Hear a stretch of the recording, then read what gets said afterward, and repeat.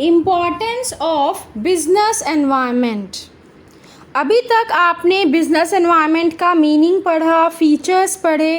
अब हम स्टार्ट कर रहे हैं इम्पॉर्टेंस। हम बिजनेस एनवायरनमेंट की स्टडी क्यों करें, बिजनेस एनवायरनमेंट की स्टडी क्यों इम्पॉर्टेंट है। आपने लेवल्स ऑफ मैनेजमेंट में भी याद होगा, आपको टॉप लेवल मैनेजमेंट के फंक्शंस में पढ़ा था कि top level managers time to time अपने बिजनेस एनवायरनमेंट की स्टडी करते रहते हैं, जिससे लॉन्ग टर्म में उनकी फर्म सर्वाइव कर सके। तो ये सब इम्पॉर्टेंस हम पढ़ने जा रहे हैं कि बिजनेस एनवायरनमेंट की study top level management time to time क्यों करता रहता है, क्यों किसी फर्म की सर्वाइवल के लिए बिजनेस एनवायरनमेंट की स्टडी बहुत इम्पॉर्टेंट है। तो ये इसकी इम्पॉर्टेंस में आज हम पढ़ेंगे डिटेल में। इसमें फर्स्ट हेडिंग है, it enables the firm to identify opportunities. Opportunities का मतलब क्या होता है स्टूडेंट्स? अपॉर्चुनिटीज़ वो एक्सटर्नल फोर्सेस हैं जो हमारी फर्म को पॉजिटिवली इफ़ेक्ट करती हैं। अपॉर्चुनिटी क्या है? एक्सटर्नल फैक्टर है, मतलब हमारे कंट्रोल से बाहर है, हम उसको अपने अकॉर्डिंग चेंज नहीं कर सकते, बाहर से आ रहा है, एक्सटर्नल फैक्टर है। बट हमारी फर्म को इफ़ेक्ट कैसा कर रहा है, हमारी बिजनेस की परफॉर्मेंस को इफ़ेक्ट कैसा कर रहा है? पॉजिटिवली। तो इसीलिए हम इसको क्या बोलते हैं? अपॉर्चुनिटीज़। तो it enables the firm to identify opportunities and getting the first mover advantage. Getting the first mover advantage, इसका मतलब क्या है? जैसे हम कहते हैं ना, कहीं पर लिमिटेड सीट्स होती हैं तो हम कहते हैं फर्स्ट कम फर्स्ट सर्व है, कि जो पहले आ जाएगा स्टूडेंट उसका एडमिशन हो जाएगा, क्योंकि लिमिटेड सीट्स हैं।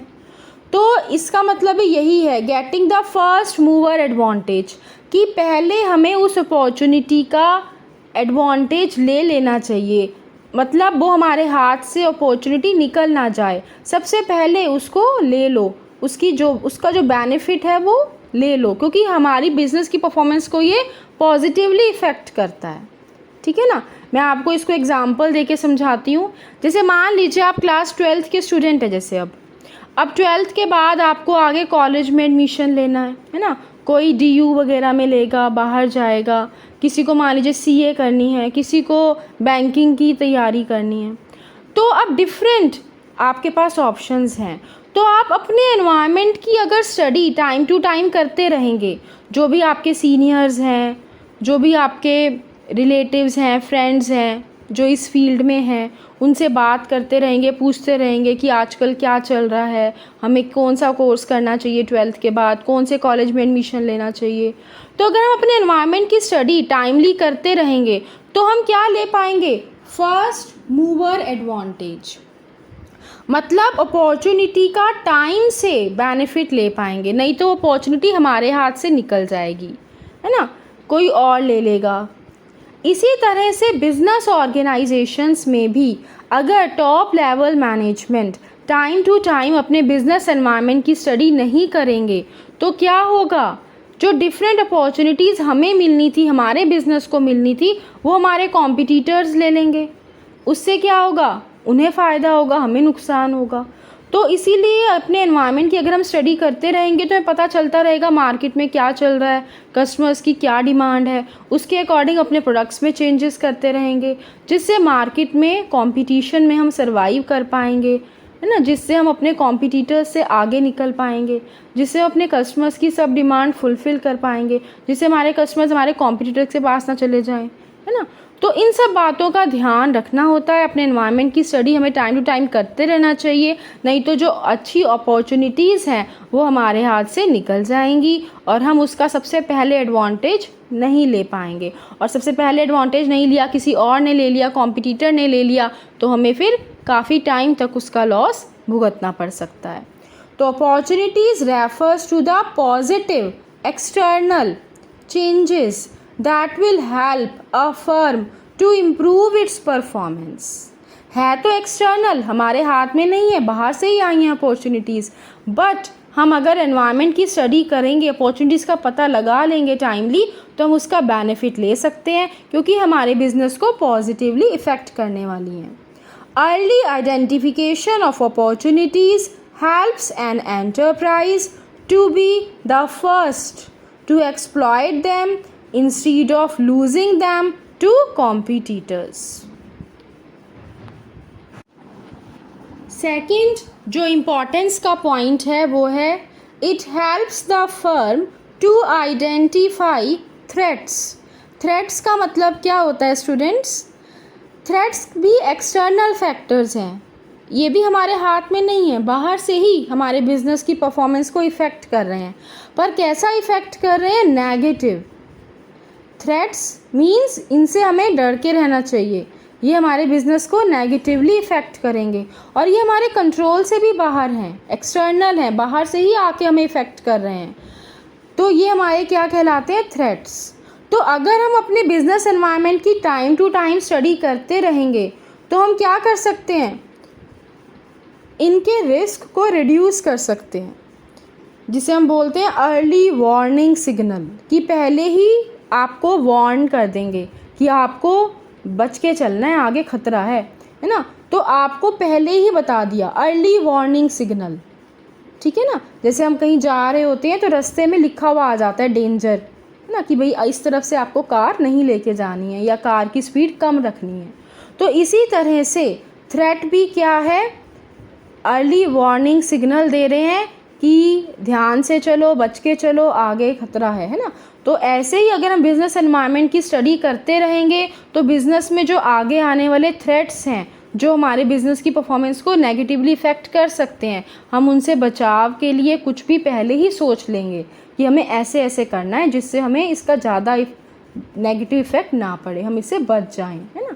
जैसे मान लीजिए अब कोविड-19 स्प्रेड हुआ है, लॉकडाउन हुआ है, तो हम सब बच रहे हैं ना, घर में ही रहते हैं, ज़रूरी काम हो तो ही निकलते हैं, और तो भी मास्क डबल पहन के निकलते हैं, है ना. घर पे आते ही फिर सैनिटाइज़र यूज़ करते हैं या हैंड वॉश करते हैं.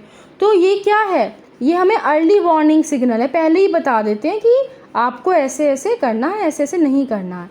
ऐसे ही बिज़नेस ऑर्गेनाइजेशंस में भी अगर मैनेजर्स टाइम टू टाइम अपने एनवायरनमेंट की स्टडी करते रहेंगे, मार्केट में क्या चल रहा है, कॉम्पिटिटर्स क्या नए प्रोडक्ट लेके आ रहे हैं, प्रोडक्ट में क्या नए फीचर्स लेकर आ रहे हैं, कितना प्राइस उन्होंने रखा हुआ है, अगर इन सब की नॉलेज उन्हें होगी टाइमली, तो वो पहले ही सोच लेंगे कि यहाँ पर ये मान लीजिए कॉम्पिटिटर हमारा जैसा प्रोडक्ट ला रहा है और प्राइस भी कम रख रहा है, तो हमें और प्राइस कम कर देने चाहिए, या हमें अपनी कोई अच्छी स्कीम निकाल लेनी चाहिए जिससे हमारी सेल पर कोई इफ़ेक्ट ना पड़े. तो हम पहले ही रास्ता निकाल लेंगे जिससे हमें ज़्यादा लॉस ना हो, ज़्यादा हमारी सेल्स पर नेगेटिव इफ़ेक्ट ना पड़े. तो स्टूडेंट्स, हमने इसमें क्या समझा? Threats refers to the external environment changes that will hinder a firm's performance. Hinder मतलब रेस्ट्रिक्ट लगा सकते हैं, रिस्ट्रिक्शन लगा सकते हैं हमारी परफॉर्मेंस पर. एनवायरमेंटल अवेयरनेस मतलब अगर बिजनेस एनवायरनमेंट की हम स्टडी करेंगे, हम जागरूक होंगे, हमें पता होगा सब कुछ, तो it will help managers to identify various threats on time. हमें समय पर ही पता चल जाएगा कि आगे क्या प्रॉब्लम आने वाली है. And serve as an early warning signal, और वो हमारे लिए क्या बन जाएगा? Early warning signal.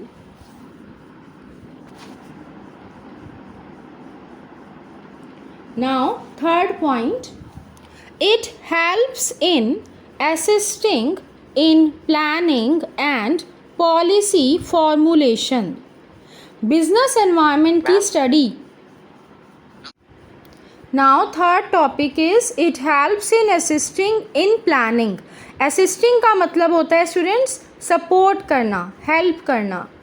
तो हमारा बिजनेस एनवायरनमेंट की स्टडी हमें हेल्प करता है, हमें सपोर्ट करता है सही प्लानिंग करने में, सही पॉलिसीज़ बनाने में, क्योंकि टॉप लेवल मैनेजमेंट पॉलिसीज़ बनाते हैं टाइम टू टाइम, प्लानिंग करते हैं, जो आगे मिडल लेवल मैनेजमेंट और लोअर लेवल मैनेजमेंट फॉलो करते हैं. तो टॉप लेवल मैनेजमेंट सही प्लानिंग कर सकें, सही पॉलिसीज़ बना सकें, सही डिसीज़न ले सकें, इसमें भी बिजनेस एनवायरनमेंट की स्टडी उन्हें बहुत हेल्प करती है. वो टाइम टू टाइम चेक करते रहते हैं मार्केट में क्या चल रहा है, कस्टमर्स की क्या टेस्ट प्रेफरेंस है, या ट्रेंड में क्या चेंजेस आए हैं, फैशन में क्या चेंजेस आए हैं. प्रोडक्ट्स में क्या चेंजेस आए हैं, कॉम्पिटिटर्स ने क्या प्राइस रखे हुए हैं प्रोडक्ट्स के, तो उसके अकॉर्डिंग हमें क्या प्राइस रखने हैं, या मार्केट में कोई नई स्कीम लेकर आनी है, डिस्काउंट्स वगैरह देने हैं, क्या करना है। तो ये सब चीज़ें, पॉलिसीज़ बनाना, प्लानिंग करना, ये सब कौन करता है? Top level management. तो बिज़नेस एनवायरनमेंट की स्टडी अगर वो टाइम टू टाइम करते रहेंगे तो उनकी प्लानिंग सही होगी, उनकी पॉलिसीज़ सही बनेंगी। इससे क्या होगा, उन्हें अपॉर्चुनिटीज़ का पता चलता रहेगा, थ्रेट्स का पता चलता रहेगा, तो उन्हें सही डिसीज़न लेने में हेल्प मिलेगी। इसीलिए बिज़नेस एनवायरनमेंट की स्टडी इम्पॉर्टेंट है।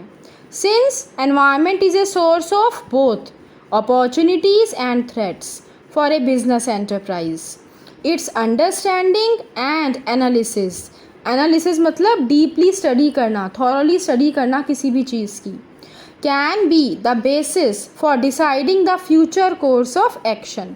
फ्यूचर कोर्स ऑफ एक्शन मतलब आगे हमें क्या करना है, प्लानिंग करना, और training guidelines for decision making.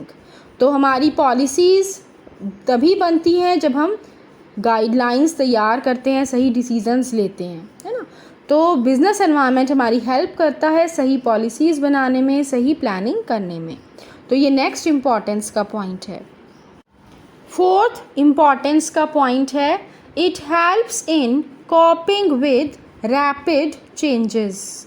Business environment की अगर हम स्टडी करेंगे तो हमें हेल्प मिलेगी, जो जल्दी जल्दी चेंजेस आ रहे हैं एनवायरनमेंट में, है ना, जो भी चेंजेस आ रहे हैं मार्केट में, जो भी चेंजेस आ रहे हैं फैशन में, ट्रेंड्स में, कस्टमर्स के टेस्ट में, प्रेफरेंस में, तो उन सब चेंजेस को, उन सब जो मार्केट में कंपटीशन चल रहा है उसको हम फेस तभी कर पाएंगे जब हम टाइमली अपने एनवायरनमेंट की स्टडी करते रहेंगे। तो today's business environment is getting increasingly dynamic. बहुत तेज़ी से चेंज हो रहा है हमारा business environment, where changes are taking place at a fast pace, मतलब fast speed, in order to effectively cope with these significant changes, मतलब इन changes को face करना properly, effectively, timely, managers must understand and examine the environment। managers को timely अपने environment को examine कर लेना चाहिए, उसकी अच्छे से study कर लेनी चाहिए, समझ लेना चाहिए, और उस हिसाब से चलना चाहिए, उस हिसाब से प्लानिंग करनी चाहिए, and develop suitable courses of action. तो बिज़नेस एनवायरनमेंट की नेक्स्ट इम्पॉर्टेंस है कि हम जो चेंजेस आ रहे हैं बिज़नेस एनवायरनमेंट में उसको हम तभी फेस कर पाएंगे जब हम टाइमली बिज़नेस एनवायरनमेंट की स्टडी करते रहेंगे। It helps in tapping useful resources.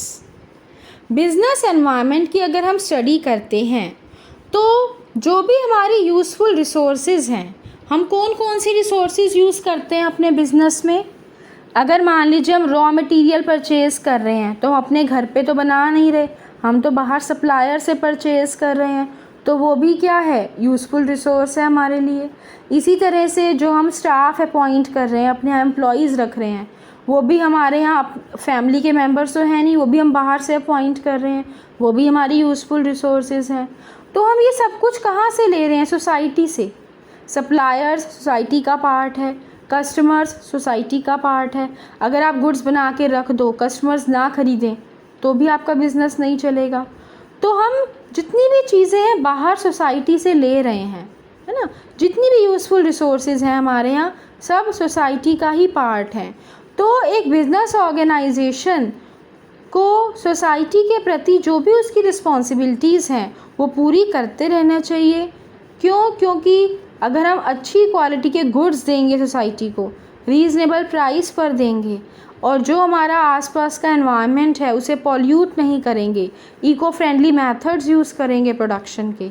अगर उन्होंने कहा है कि पॉलीथीन वगैरह एनवायरनमेंट के लिए सही नहीं है तो हम पॉलीथीन नहीं यूज़ करेंगे, उसकी जगह पेपर बैग यूज़ करेंगे, है ना, क्लॉथ बैग यूज़ करेंगे, जूट बैग यूज़ करेंगे। तो इससे क्या होगा, हम जो भी अपने एनवायरनमेंट से ले रहे हैं तो एनवायरनमेंट को लौटा के दें भी अच्छा। इसे कहते हैं it helps in tapping useful resources. मतलब इस सोसाइटी से आपने इतनी रिसोर्सेज ली हैं तो आप इस सोसाइटी को दो भी अच्छा, आउटपुट जो कन्वर्ट कर रहे हो वो भी अच्छा करो, अच्छी क्वालिटी का करो, रीज़नेबल प्राइस पे दो, है ना। तो बिजनेस एनवायरनमेंट हेल्प करता है tapping the useful resources that it needs, है ना। जो भी बिजनेस एनवायरनमेंट को, जो भी हमारी ऑर्गेनाइजेशन को, बिजनेस को रिसोर्सेज चाहिए तो वो हमें मिलती है इस सोसाइटी से, इस एनवायरनमेंट से। तो हमें इस एनवायरनमेंट को, इस सोसाइटी को देना भी क्या चाहिए, जो उसकी नीड है, डिज़ायर है, so that it can convert those resources into outputs that the environment desires। जो environment की मांग है, जो environment की needs हैं, उसको भी हमें ध्यान में रखना चाहिए, है ना। तो बिजनेस एनवायरनमेंट की अगर हम स्टडी करते रहेंगे तो हमें पता चलता रहेगा कि हम इस एनवायरनमेंट से क्या ले रहे हैं और इस एनवायरनमेंट को क्या दे रहे हैं। 6th point, it helps in improving performance. अगर हम बिज़नेस एनवायरनमेंट की स्टडी करते रहेंगे तो हमें हेल्प मिलेगी, हमारा बिज़नेस ऑर्गेनाइजेशन और अच्छा परफॉर्म करेगा और इम्प्रूवमेंट होगा हमारी परफॉर्मेंस में, और लॉन्ग टाइम पीरियड तक हमारा बिज़नेस ऐसे ही आगे ग्रोथ करता रहेगा, बढ़ता रहेगा। क्यों? क्योंकि हम टाइमली अपने बिजनेस एनवायरनमेंट की स्टडी कर रहे हैं। The enterprises that continuously monitor their environment and adopt suitable business practices can not only improve their present performance but also continue to succeed in the market for a longer period।